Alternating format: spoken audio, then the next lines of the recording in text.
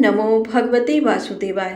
आप सभी का हमारे YouTube चैनल पर हार्दिक स्वागत है। आज हम सुनेंगे तुलसी स्तोत्र का वर्णन। इस स्तोत्र को सुनने मात्र से उसके पुण्य लाभ का वर्णन नहीं किया जा सकता। आइए कथा को श्रवण करते हैं और वीडियो पसंद आए तो कृपया एक लाइक अवश्य करें और चैनल को सब्सक्राइब करके मेरा सहयोग करें।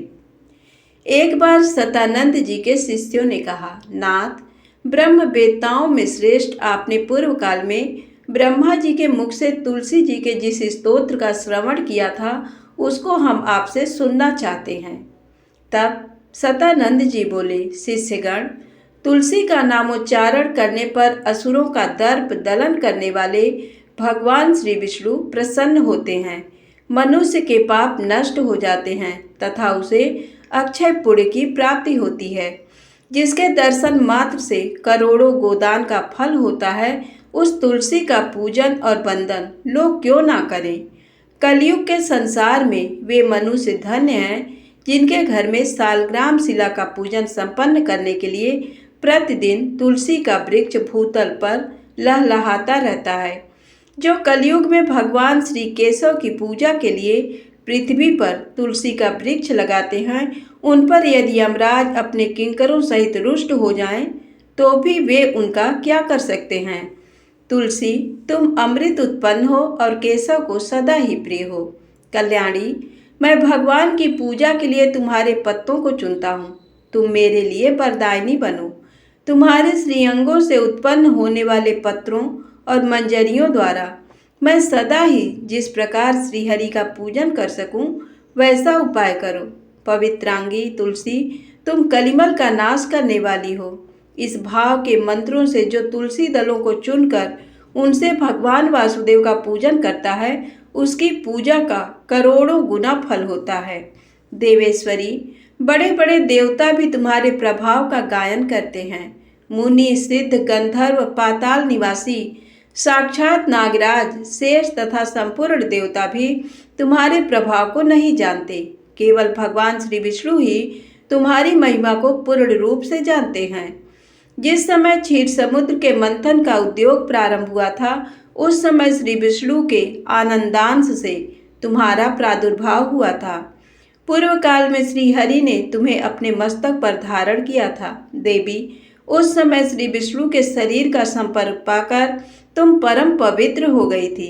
तुलसी, मैं तुम्हें प्रणाम करता हूँ। तुम्हारे श्रीअंग से उत्पन्न पत्रों द्वारा जिस प्रकार श्रीहरि की पूजा कर सकूं, ऐसी कृपा करो जिससे मैं निर्विघ्नता पूर्वक परम गति को प्राप्त हूँ। साक्षात श्री कृष्ण ने तुम्हें गोमती तट पर लगाया और बढ़ाया था।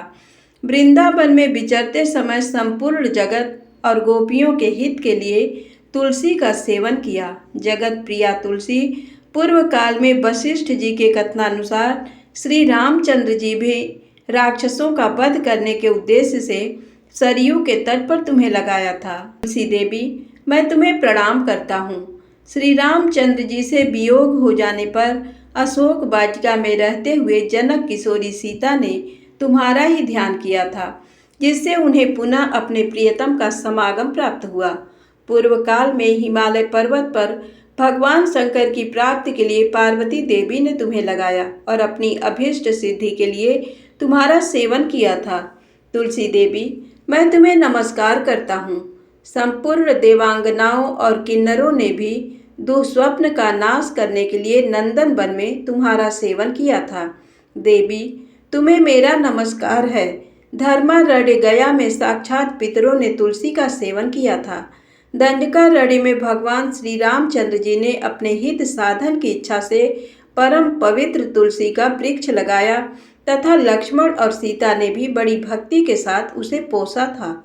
जिस प्रकार शास्त्रों में गंगा जी को त्रिभुवन व्यापिनी कहा गया है, उसी प्रकार तुलसी देवी भी संपूर्ण चराचर जगत में दृष्टिगोचर होती हैं। तुलसी का ग्रहण करके मनुष्य पातकों से मुक्त हो जाता है। और तो और मुनीश्वरों, तुलसी के सेवन से ब्रह्म हत्या भी दूर हो जाती है। तुलसी के पत्ते से टपकता हुआ जल जो अपने सिर पर धारण करता है, उसे गंगा स्नान और 10 गोदान का फल प्राप्त होता है। देवी मुझ पर प्रसन्न हो, देवेश्वरी हरिप्रिय मुझ पर प्रसन्न हो जाओ। क्षीर सागर के मंथन से प्रकट हुई तुलसी देवी, मैं तुम्हें प्रणाम करता हूँ। द्वादशी की रात्रि में जागरण करके जो इस तुलसी स्तोत्र का पाठ करता है, भगवान श्री विष्णु उसके 32 अपराध क्षमा करते हैं।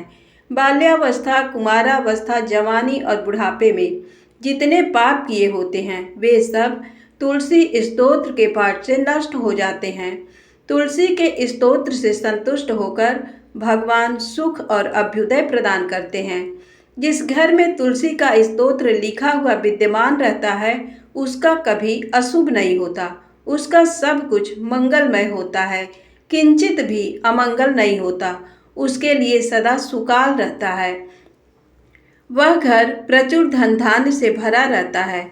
तुलसी स्तोत्र का पाठ करने वाले मनुष्य के हृदय में भगवान श्री विष्णु के प्रति अविचल भक्ति होती है तथा उसका वैष्णव से कभी वियोग नहीं होता। इतना ही नहीं, उसकी बुद्धि कभी अधर्म में नहीं प्रवृत्त होती। जो द्वादशी की रात में जागरण करके तुलसी स्तोत्र का पाठ करता है उसे करोड़ों तीर्थों के सेवन का फल प्राप्त होता है। धन्यवाद। वीडियो पसंद आई हो तो कृपया चैनल को लाइक सब्सक्राइब अवश्य करें। धन्यवाद।